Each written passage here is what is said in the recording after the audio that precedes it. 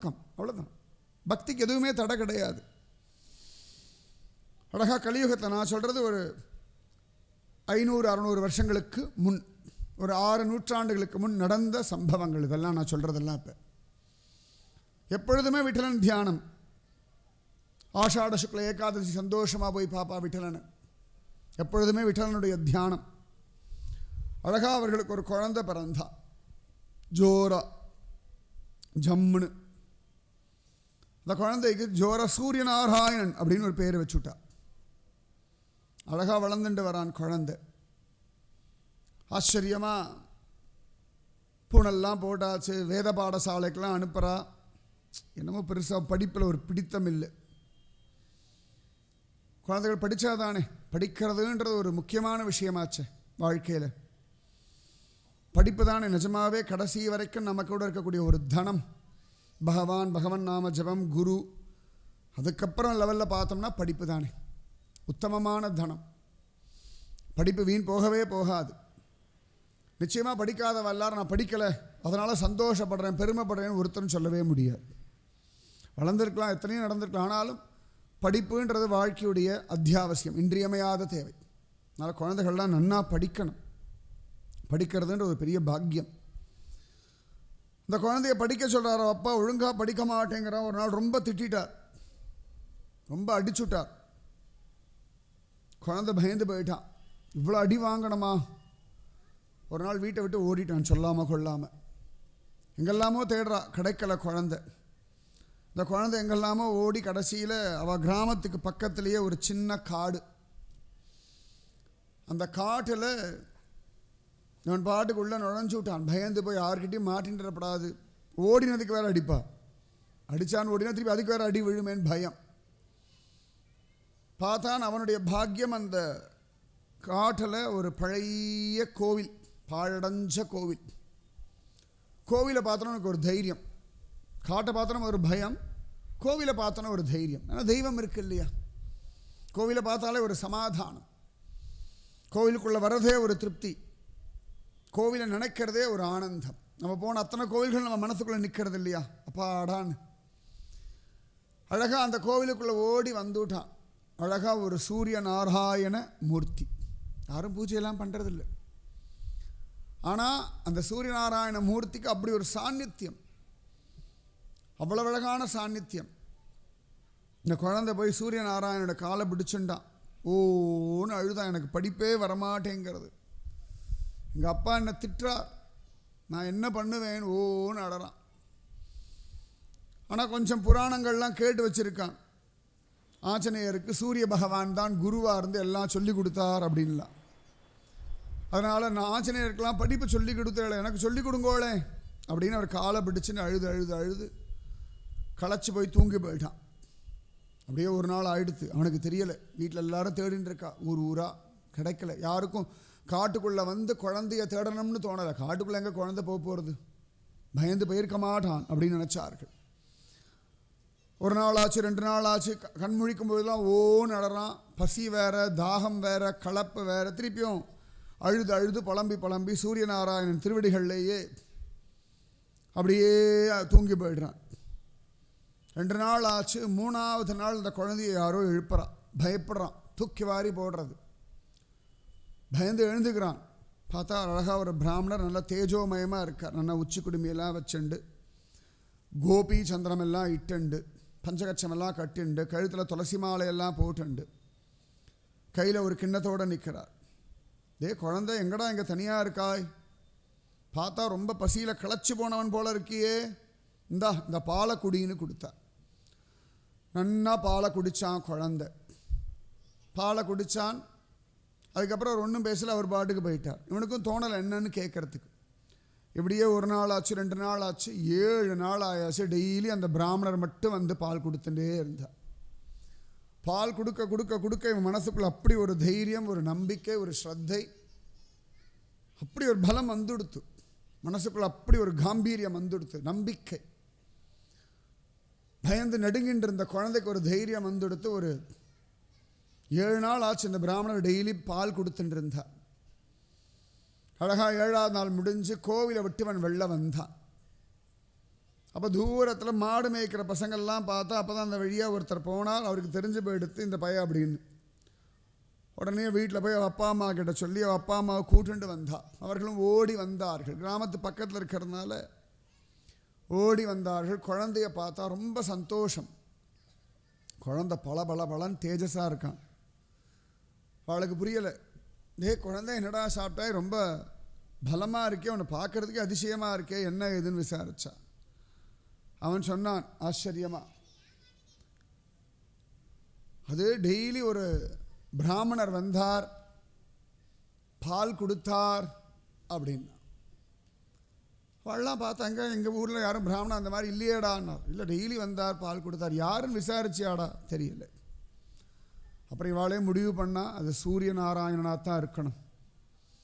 சூரிய பகவானுடைய அனுகிரகம் தான் பாலாக கிடச்சது அப்படின்னு தெரிஞ்சது அவளுக்கு. உடனே அந்த குழந்தைக்கு சூரியனுடைய தாசன் பானுதாசர் அப்படின்னு பேர் வச்சுட்டார். பானுதாசர் வார்க்கரி சம்பிரதாயத்தில் ரொம்ப முக்கியமான ஒரு பக்தர் பானுதாசர். என்னடா அது ஏகநாதர்னு சொல்லிட்டு பானுதாசர் கதையை சொல்ல நினைக்கிறாளா? தொடர்பு இல்லாமல் சொல்ல மாட்டேன். தொடர்பே இல்லைனாலும் தொடர்பு கொண்டு வந்துடும் வச்சுக்கோங்க. அது ஏன் பாடு, விட்டலன் பாடு, உங்கள் பாடு, கேட்குற பாடு ஒன்று தான். ஆச்சரியமாக அந்த குழந்தைக்கு பானுதாசர்னு பேர் வச்சுட்டார்கள். அழகாக குழந்தை இப்போ நன்னா படிக்கிறான், இப்போ நன்னா பக்தி வந்துடுத்து. அப்பா பார்த்தார், பெருசாக ஒன்றும் சொல்லலை. உனக்கு சூரிய பகவானே பிரத்யட்சமாயிட்டார். ஸோ இனிமேல் அவனை பற்றி நான் கவலைப்பட வேண்டாம் அப்படின்னு அவர் சந்தோஷப்பட்டார். அம்மாவும் சந்தோஷப்பட்டா. குழந்தை அழிச்சுண்டு பன்றிபுரம் எல்லாம் போனார்கள். இந்த பிள்ளை அழகாக பன்றிபுரத்துக்கு வந்தான். சந்திரபாகா நதியில் தீர்த்தம் ஆடினான். சந்திரபாகா சமத்து, அவ்வளோதான். ஒவ்வொரு நதிக்கு ஒரு அழகு உண்டு. சந்திரபாகானா சமத்து. அந்த பக்தர்கள் அதில் விளையாடுறதும், பக்தர்களோடு அவள் விளையாடுறதும், ஒவ்வொரு நாளும் ஒவ்வொரு தடவையும் சந்திரபாகா விதவிதமான லீலைகளை காட்டி கொடுக்குறா. இன்றைக்கும் பாண்டரங்க பக்தர்களுக்கு நிறைய பேருக்கு பாண்டரங்களுடைய தரிசனம் எங்கடா கிடச்சதுன்னா சந்திரபாகா நதி தீரத்தில் தான். சந்திரபாகா தீரே பஜே பாண்டுரங்கா,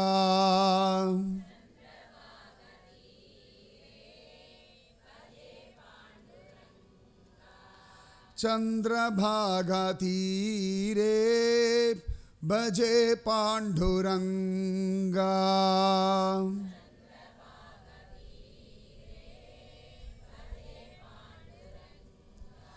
பஜே பாண்டுரங்கா, பஜே பாண்டுரங்கா,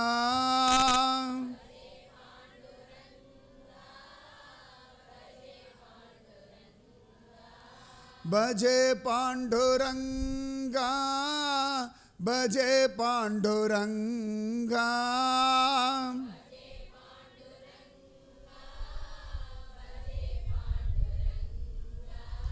பஜே பாண்டுரங்கா, பஜே பாண்டுரங்கா.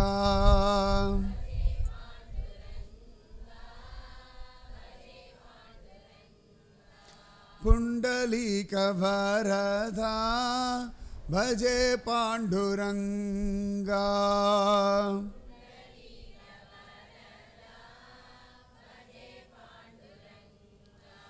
புண்டலீக வரதா பஜே பாண்டுரங்கா,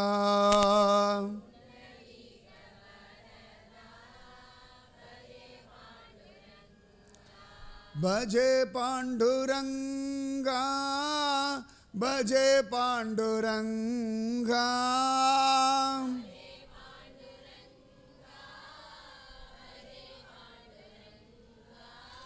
பஜே பாண்டுரங்கா, பஜே பாண்டுரங்கா,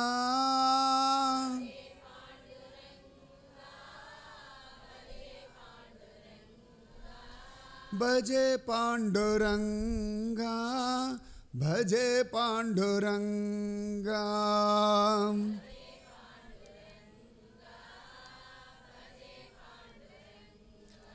ஆச்சரியமாக அந்த சந்திரபாகா தீரம் நன்னா பிரார்த்திச்சுக்கோங்க. இது வரைக்கும் பன்றிபுரம் போனதில்லை அப்படின்னா, ஏ சந்திரபாகா மாதா நான் பன்றிநாதனை பார்க்கணும், நீ கிருபை பண்ணு, எனக்கு தெரியாது, என்னை அழிச்சுட்டு போன்னு பிரார்த்திச்சுடுங்கோ. நிச்சயமாக சந்திரபாகா மாதா அழிச்சுட்டு போவா. ரங்கராஜனை பார்க்கணும்னா காவேரி மாதா கிட்ட பிரார்த்திச்சுன்னு தான் நடக்கும். ஆழ்வார் நகரி எல்லாம் போகணும் அப்படின்னா தாமிரபரணி மாதா கிட்ட பிரார்த்திச்சுண்டா நடக்கும். சந்திரபாகா எத்தனையோ பேருக்கு சந்திரபாகா தான் குருவே. வார்க்கரி சம்பிரதாயத்துக்கார ஆளுக்கு சந்திரபாகா மாதா ஒரு குரு. அத்தனை அழகாக சந்திரபாகால் அந்த குழந்தை தீர்த்தம் ஆடித்த அப்பா அம்மாவோட புண்டலீகன் சன்னதி வந்தது. அழகா புண்டலீகன் சன்னதியை சேவிச்சது. புண்டலீகனுடைய சமாதியும் அங்கே தான். புண்டலீகன், அந்த புண்டலீகனுக்காகத்தான் சுவாமி அங்கே வந்தார். அழகா நன்னா புண்டலீகனை கட்டி பிடிச்சண்டான், அழுதான். அழகா நடந்து விட்டலன் சந்நிதிக்கு போகிறான். விட்டலன் இந்த இடுப்பில் கை வச்சு அவன் நிற்கிற அழகும், எல்லாரும் விட்டோபா விட்டோபா விட்டலா அப்படின்னு பிரார்த்திக்கிறதும், அவன் எல்லாருக்கும் கிருபை பண்ணுறதும் விசேஷம். அழகா வரிசையில் நின்று விட்டலன் பக்கத்தில் போய் நின்றுட்டான் குழந்தை. ஜம்முன்னு நிற்கிறா விட்டோபா. அழகான பீதாம்பரம் எல்லாம் கட்டிண்டு, நிறைய ஆபரணங்கள்லாம் போட்டுண்டு, அகிலாண்ட கோடி பிரம்மாண்ட நாயகன் வா வா என்ன தொடு, நீ தொட்டாதான் எனக்கு சந்தோஷம்னு நிற்கிற ஒரு பரபிரம்மம் பாண்டுரங்கன். அவ்வளவு அழகா மகாயோக பீட்டே தட்டே பீமரத்யாவரம் புண்டரீகாய தாதும் முனீந்திரைஹி. அப்புறம் ஆனந்தகந்தம் பரபிரம்மலிங்கம் பஜே பாண்டுரங்கம். ஆதிசங்கர பகவத் பாதர் சொல்றார், ஆனந்த ஸ்வரூபனா நிற்கிறானே, மகாயோக பீட்டே தட்டே பீமரத்யா வரம் புண்டரீகாய தாதும் முனீந்திரைஹி. ஜம்முன்னு இடுப்பில் கையை வச்சு நிற்கிறானா பாண்டுரங்கன். பார்த்தார், இப்படி இறுக்கி பிடிச்சுட்டான் குழந்தை. ஓன்னு அழுதான். விட்டோபா எனக்கு நீ வேணும் நீ வேணும் நீ வேணும்னு அழுதான். நன்னா நாமஜபம் பண்ணான். விட்டோபா பிரத்யக்ஷமாக காட்சி கொடுத்துட்டார். வசப்பட்டுட்டான் பகவான் பக்திக்கு. அது சின்ன குழந்தைகள் ரொம்ப சுலபமாக பகவானை வசீகரிச்சுடும். ஆனால் எதிர்பார்ப்பெல்லாம் கிடையாது பகவான்கிட்ட. பகவானுக்காக பக்தி பண்ணுறவா குழந்தைகள். நீ எதுக்காக பக்தி பண்ணுறேன்னு யாராவது நம்ம கிட்ட கேட்டால் நிறைய காரணம் சொல்லுவோம். சுவாமிக்காக பக்தி பண்ணுறேன்னு வராது, நிறைய காரணங்கள் சொல்லுவோம். பகவானுக்காக பக்தி அவ்வளோதானே. அது விட்டோபாவிடத்தில் அந்த குழந்தைக்கு சுபாவமாக வந்துடுத்து பிரத்யக்ஷமாக காட்சி கொடுத்துட்டான். நீலமேக ஷாமளனாக அழகன். இந்த மூக்கும் இந்த கண்களும் அந்த சிரிப்பும் இந்த கழுத்தும் அந்த நிற்கிற ஸ்டைலும், அழகா கைகளில் இடது கையில் சங்கு வச்சுண்டு ஜம்முன்னு நிற்கிற ஒரு விட்டோபா. அழகா பார்த்தா. நான் பாம்பே போயிருந்த பொழுது அந்த இடத்துல ஒரு விட்டோபா கோவில், ரொம்ப ஆச்சரியமான விட்டோபா. இடது கையில் சங்கம் பன்றியபுரத்தில் இருக்கா மாதிரி, வலது கையில் சப்ளாக்கட்டை. அசந்து போனேன் நான். பகவானுக்கு சங்கு சக்கரம் கதா பத்மம் இப்படி தான் பார்த்து பழக்கம். விட்டோபா என் பக்தர்கள் நான் என்ன கொடுப்பேன் அப்படின்னா சப்ளாக்கட்டையை கொடுப்பேன், பஜனை பண்ணுறதுக்கான ஆசீர்வாதம் பண்ணுவேன்னு ஒரு விட்டலன். அழகாக இருந்தான். நிஜமாக கண்ணில் கண்ணீர் வந்து. பக்தர்களுடையதான ஆயுதத்தை சுவாமி வச்சுருக்கார். சப்ளாக்கட்டை இடுப்பில் வச்சு நின்றுட்டுருக்கான். ஒரு கையில் சங்கம் ஒரு கையில் சப்ளாக்கட்டை. பாம்பேயில் கோரேகாவுன்ற ஒரு இடத்துக்கு பக்கத்தில் இருக்கக்கூடிய ஒரு விட்டோபா. நல்லா ஜம்முன்னு வசரமாக இருந்தான். ஆனால் விட்டோபா தொட முடியாது. தொட முடியலன்னா விட்டோபான்னு ஒத்துக்க முடியல, அது ஒரு கஷ்டம் இருக்குது. ஆனால் மத்வ சம்பிரதாய பூஜை, அதனால் தொட முடியாது வச்சுக்கோங்க. நல்ல வேளை வார்க்கரி சம்பிரதாயத்தில் விட்டோபா இருக்கானோ தொட்டுன்னு இருக்கும். ஒரு பாஞ்சரார்த்தம் இல்லாட்டி மத்வ சம்பிரதாயம்னா அங்கேருந்தே ஜரகண்டி தான், பக்கத்துலலாம் போகவே முடியாது. எல்லா கோவிலையும் ஒரு வருஷத்துக்கு வார்க்கரி சம்பிரதாயம் வச்சு விடலாம் போல இருக்கு. அப்பாடான்னு போய் ரங்கநாதன்லேருந்து வரதராஜன்லேருந்து மலையப்பசங்க தொட்டு பாத்திர வேண்டாமா? ஆயுசில் ஒரே ஒரு தடவையாக தொட்டு பாத்திர வேண்டாமா? ஜம்முன்னு அற்புதமாக அழகாக மலையப்ப சுவாமியை தொடணும், வரதராஜனை தொடணும். தூரத்துலேருந்து பார்த்து அது திருவல்லிக்கணி பார்த்த சார் தான் தொடர மாதிரி பக்கத்தில் இருப்பேன், ஆனால் தொட முடியாது. இதெல்லாம் விட கஷ்டம் ஜெகநாதன். பக்கத்தில் கை வரைக்கும் போயிடும், ஆனால் இழுத்து விட்டுருவா, தொட முடியாது. ஆனால் பாண்டரங்கனை தொடர்றது சுகம். பிரத்யட்சமாக காட்சி கொடுத்துட்டான் விட்டோபா. எப்பொழுதும் நான் அவன் கூட இருக்கேன், அவன் நாக்கில் என் நாமஜபம் இருக்கும்னு அப்படி தலையில் கை வச்சு ஆசீர்வாதம் பண்ணிட்டான். அது போதுமே, ஆயுசில் அந்த ஒரு காட்சி, ஒரே ஒரு தடவை காட்சி கிடச்சி கொடுத்தனா போதுமே. அழகா ருக்மிணி தேவியை சேவிச்சான். சத்யபாமா ராதிகாராணி எல்லாரையும் அழகா சேவிச்சான். சந்தோஷமாக ஆடினான், பாடினான், கொண்டாடினான். அப்பா அம்மாவோட திரும்பி ஊருக்கு வந்தாச்சு. இப்போ இன்னும் பித்தம் ஜாஸ்தியாக போயிடுது. விட்டல் விட்டல் விட்டல் விட்டல் விட்டல் விட்டல் விட்டல் விட்டல் விட்டல் விட்டல் சதா சர்வதா விட்டல் நாம சங்கீர்ணம். உட்காந்தாலும் எழுந்தாலும் நின்னாலும் நடந்தாலும் மூச்சு காத்த விட்டலாக தான் வந்துட்டுருக்கு. பெரிய குழந்தைகள் மாதிரி விளையாட்டெல்லாம் மாறி போயிடுது. எப்போ பார்த்தாலும் காத்தாலும் இருந்தால் விட்டலா அப்படின்னு எழுந்துக்கிறான். சாப்பாடு கொடுத்தா எடுத்துன்னு ஓடி போய் விட்டலா சாப்பிடு அப்படின்னு கொடுக்குறான். அப்பா அம்மாவுக்கு ரொம்ப சந்தோஷம். குழந்தை விட்டல் பக்தனாக ஆகிட்டான் அப்படின்னு ஒரு திருப்தி. குழந்தைங்க பக்தியில் இருக்கான்னா நீங்கள் பயப்படவே வேண்டாம். பக்தியில் இல்லைன்னா ரொம்ப பயப்படணும். நீங்களும் அப்படி தான். இன்றைக்கி 2 மணி நேரம் உட்காந்து சத்சங்கம் கேட்டோம்னா எங்களுக்கு பயம் இல்லை. டிவி பார்த்தோம்னா எங்களுக்கு பயம். வேறு தானே பண்ணலாம் பயம். ஆனால் காலம் அடிச்சுண்டு போயின்னு இருக்கு. கால வெள்ளம் இருக்குது பாருங்கோ. காட்டாற்று வெள்ளத்தை விட பயங்கரம் எதுன்னா கால வெள்ளம் அடிச்சுண்டு போயின்னு இருக்கு. திரும்பி பார்க்கறதுக்குள்ளே அப்படி மரணம் வந்துடும். நம்ம சரீரத்தை நம்ம கண்ணதிற்கு எரிச்சுட்டு இருப்பா. அப்போ ஒன்றும் பண்ண முடியாது. இந்த சரீரம் அழுக்குடம்பு எச்சில்வாய் மலமூத்திர மாமிச பிண்டம் தான். ஆனால் என்ன அதிசயம்னா இதை கொண்டு தான் தெய்வத்தை அடைய முடியும். இதுதான் நமக்கு விரோதியே, இதுதான் நமக்கு சகோதரன், பந்து, நண்பன் எல்லாம். இது இல்லாமல் நீங்கள் விட்டலில் போய் தொற்ற முடியுமா? இது இல்லாமல் கைத்தட்டி பசனை பண்ணிட முடியுமா? இல்லை இல்லையா? இதுதான். ஆனால் இதுதான் டிவியும் பார்க்கறது, இதுதான் வம்பும் பேசுறது, இதுதான் ஊர்கதையும் கேட்கறது. அதுதான் கஷ்டம். இதுக்கு 2 குணங்கள் இப்படி இருக்கு. ஒன்று பாம்பா அப்படி நச்சு கலந்து இருக்கு. இதே நாக்கு தான் பாம்பு மாதிரி நாக்கு இஷ்டத்துக்கு பேசுறது, விஷமாக கக்கிறது. அதே நாக்கு தான் விட்டல விட்டல விட்டல விட்டல விட்டல விட்டல விட்டல விட்ட விட்டல விட்டல விட்டல விட்டல விட்டல விட்டல விட்டல விட்டல விட்டல விட்டல விட்டல விட்டல விட்டல விட்டல விட்டல சொல்கிறது ஒன்றும். யாராவது இங்கே உட்காந்து அறிவு இருக்கா? 4 மணி நேரம் திட்டினா இந்த நாக்கு சும்மா இருக்கும்? உடனே விஷத்தை கக்கும், நெருப்பை கக்கும் இல்லையா? நாவினால் சுட்டவடு. ரொம்ப அழகான வார்த்தைகள். இந்த உடம்பு அவ்வளோ விசித்திரமான ஒன்று. விசித்திரா தேக சம்பத்தி, விசித்திரமான தேக சம்பத்து. இந்த குழந்தை விட்டோபா தியானத்திலே நன்னா வளர்றான். அப்பா அம்மாவுக்கு ரொம்ப சந்தோஷம்.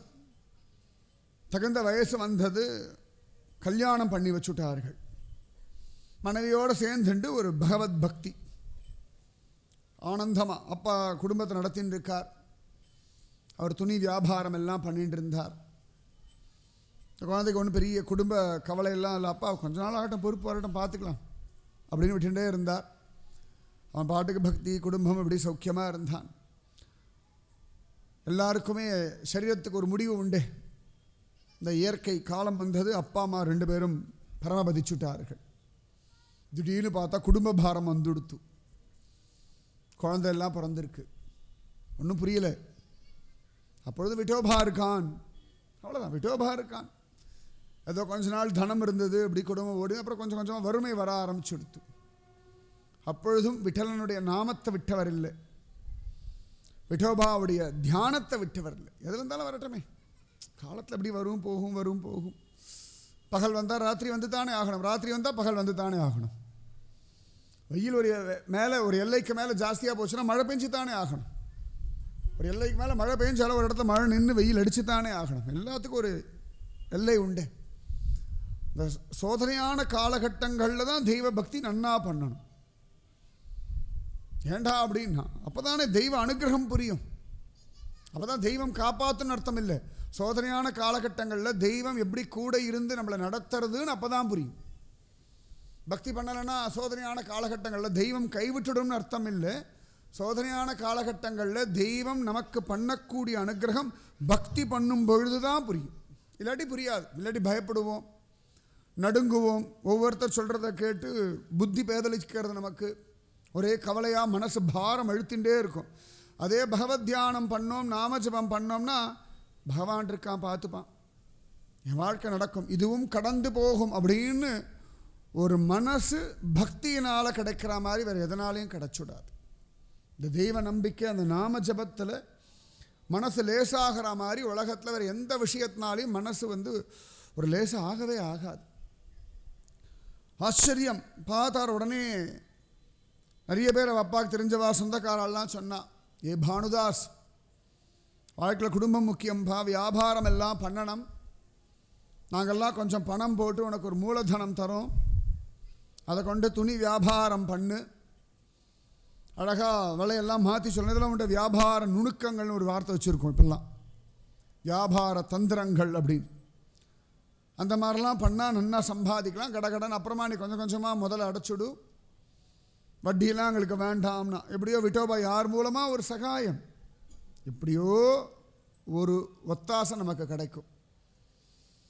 நமக்கு பெருசாக எல்லாம் மாறலைன்னா கூட எந்தெந்த காலகட்டங்களில் நமக்கு எந்தெந்த விதமான உதவி வேணுமோ யாரோ ஒருத்தர் மூலமாக இன்னி வரைக்கும் நம்ம வாழ்க்கையில் நடந்துட்டு தானே இருக்குது. எனக்கு உதவியே நடக்கலைன்னு யாரும் சொல்லவே முடியாது. நம்ம பெருசாக எதிர்பார்ப்போம். நமக்கு எப்போவுமே பேராசை தான். பக்தியை தவிர எல்லா விஷயத்துலையும் பேராசை. நமக்கு பக்தியை தவிர எல்லாத்துலேயும் பேராசை. பக்தியில் மட்டும்தான் ஆசையே இல்லை. முதல்ல ஓரளவுக்கு அப்பப்போ தான் இருக்கு. நிறைய பேராசை இருக்கணும் பக்தியில். பிரகல்லாதன் மாதிரி பக்தி பண்ணணும், அவ்வளோ பெரிய ஆசை வேணும் இல்லையா? அந்த ஆசை இருக்க மாட்டேங்கிறது. இவர் கவலையே படலை. எல்லாரும் சொல்கிறா அப்படிலாம் பண்ணணும், இப்படிலாம் பண்ணணும், வியாபார தந்திரங்கள்லாம் சொல்லி கொடுக்குற. அவர் சொன்னார், அதெல்லாம் பண்ண மாட்டேன், நான் நியாயமான முறையில் சத்தியத்தை பேசி வியாபாரம் பண்ணுவேன். எல்லாரும் சிரிச்சா. ஆரம்பத்தில் எல்லாரும் அப்படி தான்டா சொல்கிறா, அப்புறம் தானாக மாறுவா. உலகத்துடைய சுபாவம் அப்படி தானே. எல்லாருமே பல விஷயங்கள் ஆரம்பிக்கும்போது பார்த்தா ரொம்ப நன்னா தான் இருக்குது. அதுக்கப்புறம் அப்படி அப்படி அப்படி இப்படி மாறி போய்டும் உலகத்தில். இந்த குழந்தைகள்லாம் நாளைக்கு ஸ்கூல் திறக்கிறதுனோ அப்படி ரொம்ப பயபக்தியாக காத்தால எழுந்து கரெக்டாக குளித்து கோவிலுக்கெலாம் போய் ரொம்ப அப்படி மரியாதை போகும். அப்புறம் ஒரு வாரம் கழிச்சு ஏன்னா நம்மளும் அதானே பண்ணோம், புதுசாக இல்லையே. அதுக்கப்புறம் படுறா படுறா படுறா படுறா, ஏமா படிக்க மாட்டேங்கிற, எதையான ஒன்று காரணம் சொல்லி படிக்க வைக்கிறதுக்கு என்னெல்லாம் வழி உண்டோ எல்லா வழியும் பண்ணிகிட்டு இருக்கோம். ஹோம்ஒர்க் கொடுக்கறது, பெஞ்ச் மேலே ஏறி நில்லு, வெளில நில்லு. அந்த காலத்தில் நம்மளால் கொஞ்சமாவது பயந்து, இந்த காலத்து பசங்க அதுக்கும் இல்லை. வெளில நிற்க வச்சாலா, கூட ஒரு ஃப்ரெண்டை கூட அவனை நிற்க வச்சு பேசிகிட்டு இருக்கலாம், அவ்வளோதான்.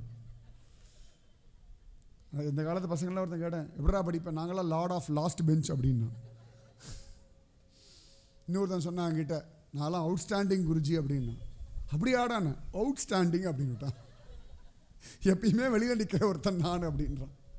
கவலையே படமாட்டேங்கிறான் அந்த காலத்து குழந்தைகள். அது அந்த காலத்தில் தான் டீச்சர்னால் ஒரு மரியாதை, அப்பா அம்மா கூப்பிட்டுருவாளோ சொல்லிடுவாளோ. இப்போல்லாம் கவலையே படுறதில்லை. ஏதோ ஆனால் மாறணும், மாறும். எல்லாம் பார்த்தா சிரிச்சா, சரி கொஞ்ச நாளில் மாறிடுவான் அப்படின்னு நினச்சார்கள். சில பேர்லாம் மாற மாட்டா, சில இதெல்லாம் திருந்தாத கேஸுன்னு இல்லையா? அது மாதிரி இவரெல்லாம் இந்த சத்தியம், நியாயம், தர்மம், இந்த ராமனை போல சில பேர்லாம் உண்டு. கலியுகமாக இருந்தாலும் அப்படி வாடுறவர்கள் இருக்கா. அவர்களுக்காகவும் மழை பெஞ்சுட்டு தான் இருக்கு. அழகா முதல் கிடைக்கிறது வாங்குறார். விட்டோபா எல்லாம் நீதான், உனக்கு தான் தெரியும் அப்படின்னு விட்டலன் தியானத்தை பண்ணுறார். ஆச்சரியமாக விட்டலன் தியானமே கதியாக கடக்கிறார் இந்த பானுதாசர். அழகாக பல இடங்களில் போய் வியாபாரம் ஆரம்பிக்கிறார், பண்ணுறார். மார்க்கெட்டில் போய் துணி வியாபாரம் பண்ணுறார். இவ்வளோதான் கொள்முதல் விலை, எனக்கு லாபம் இத்தனை, இது கட்டுப்படி ஆனால் வாங்கிக்கோங்கோ, இல்லாட்டி வாங்காதீங்கோ. சில பேருக்கு அதிசயமாக இருந்தது. சாதாரணமாக விலை ஏற்றுறது, அப்புறம் ஆடி தள்ளுபடி பண்ணுறது. கடைசியில் அவளுக்கு என்ன உண்டோ லாபம் அது உண்டு. அது பெரிய வியாபார டெக்னிக், நம்ம அதுக்குள்ளே நுழைய வேண்டாம் வச்சுக்கோங்களேன். அப்படியெல்லாம் உண்டு இல்லையா? ஆனால் அவர் சொல்கிறார், இவ்வளோ தான் நான் வாங்கின விலை, இவ்வளோ எனக்கு இவ்வளோ லாபம் இருந்தால் என் குடும்பத்தை நடத்த முடியும். இப்படியெல்லாம் சொல்லி விற்றோன்னே முதல்ல ஜனங்கள்லாம் அவர் பைத்தியம்னு நினச்சுட்டா. எப்பொழுதுமே ரொம்ப சத்தியமாக, ரொம்ப நியாயமாக, ரொம்ப நேர்மையாக இருக்கிறவாளுக்கு உலகம் தரக்கூடிய பட்டம் பைத்தியம், உதவாக்கற, வாழத் தெரியல, இப்படிலாம் நிறைய பட்டங்கள் கொடுப்பா இல்லையா? ஆனால் இதுக்கெல்லாம் அவர் அசரவே இல்லை. கூட இருந்தவாள்லாம் சிரிச்சா, இவன் என்னத்தை வியாபாரம் பண்ண போகிறான் அப்படின்னு நினச்சா. ஆனால் சில பேருக்கு அது பிடிச்சிருந்தது. ஒவ்வொருத்தரும் அவர் இடத்துல வாங்க ஆரம்பித்தா. பல இடங்கள் அதே மாதிரி துணியெல்லாம் விசாரித்த பொழுது 2 விலை 3 விலை 1 மடங்கு 2 மடங்கு ஜாஸ்தியாக இருக்கிறத பார்த்து அவர்கிட்ட வாங்க ஆரம்பிச்சுட்டா. கொஞ்சம் கொஞ்சமாக அவருடைய பேர் கடைவீதியில் பிராபல்யமாக எடுத்து அவர்கிட்ட போகலாம், நல்ல துணி கிடைக்கும், இவ்வளோதான் அழகாக சொல்லி விற்பார், நம்ம பேரம்லாம் பேச வேண்டாம், கூட்டி குறைக்கிறதுலாம் கிடையாது, இவ்வளோதான் அப்படின்னு ஒரு பிராண்ட் நேம் கிடச்சி கொடுத்து அவருக்கு. எப்பொழுதுமே சத்தியம் தர்மம் நியாயம் தோற்று போகாது. நம்ம வார்த்தை எப்படி வேணால் பேசலாம், ஆனால் நிச்சயமாக நம்ம பேசின வார்த்தைகள் திரும்ப பூமராங்னு சொல்லுவாங்க, அடித்தோம்னா திரும்பி நம்மகிட்டயே வரும். நம்ம பேசக்கூடிய வார்த்தைகள், நம்முடைய செய்கைகள், நம்முடைய நடவடிக்கைகள் எல்லாமே நம்ம எப்படி கொடுக்குறோமோ அதை விட வேகமாக நம்ம இடத்துல திரும்பி வரும். இப்போ நம்ம அழகாக ஒரு பொய் சொல்லி ஒருத்தர் ஏமாத்துறோம்னு வச்சுக்கோங்களேன், அந்த பொய்யே 10 மடங்காக பெருகி வேற ஒருத்தர் மூலமாக நாம் ஏமாறும்படியான சூழ்நிலை சத்தியமாக வரும். இது உலகத்தினுடைய இயல்பு. அது பொய்க்கு மட்டும் அப்படி ஒரு பலம் உண்டு. உலகத்தில் எந்த ஒரு விஷயத்தை நாம் கொடுத்தாலும் அது பல மடங்காக விருத்தியாகி திரும்ப நம்மிடத்திலேயே வரும். அதனால தான் இவ்வளவு நாளாக சொல்லிகிட்டே இருக்கா எல்லா பிரிவாளும் சத்தியம்தான் வசத்தின்னு சொல்லிகிட்டு இருக்கா. அப்படின்னா எவ்வளவு நாள் நம்ம எத்தனை பேரை பொய் சொல்லி ஏமாற்ற முடியும்? எத்தனை நாள் நம்ம இஷ்டத்துக்கு செப்பக்கட்டு கட்ட முடியும் சொல்லுங்க? ஏதான ஒரு காலகட்டத்தில் யாராவது ஒருத்தர் முழிச்சுன்ற மாட்டாளா? பல நாள் திருடன் ஒரு நாள் அகப்படுவான்னு சொல்கிறோம் இல்லையா? எப்பேற்பட்டவனாக இருந்தாலும் எங்கேயாவது ஒரு ஓரத்தில் ஒரு மாட்டின்றுவா. இது உலகத்தினுடைய இயல்பு. பல நாள்லாம் நம்ம ஓட்டவே முடியாது.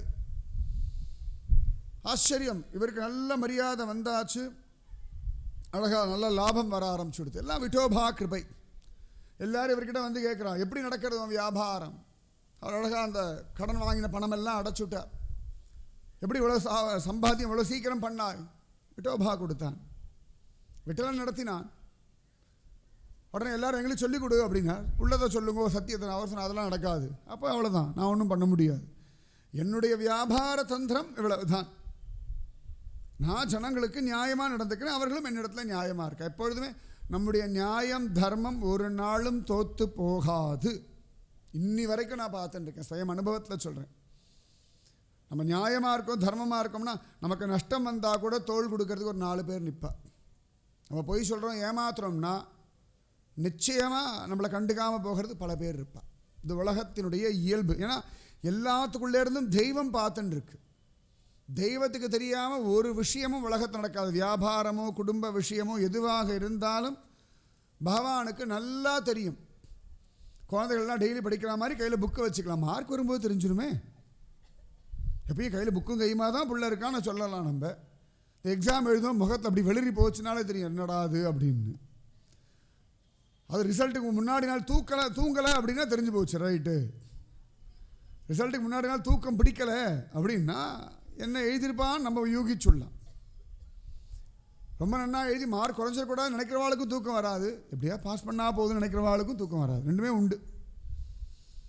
அதனால் எப்பொழுதுமே தைரியமாக சத்தியத்தை பேசலாம். நம்ம குடும்ப விஷயத்தில் கூட மறந்த கணவர்கிட்ட போய் சொல்கிறது இப்படிலாம் வச்சுட்டோம்னா நிச்சயமாக மாட்டிடுவோம், வசமாக மாட்டுவோம். எது என்னன்னா நாம உண்மையை சொல்கிறதுனால நமக்கு ஒரு பெருமை உண்டு.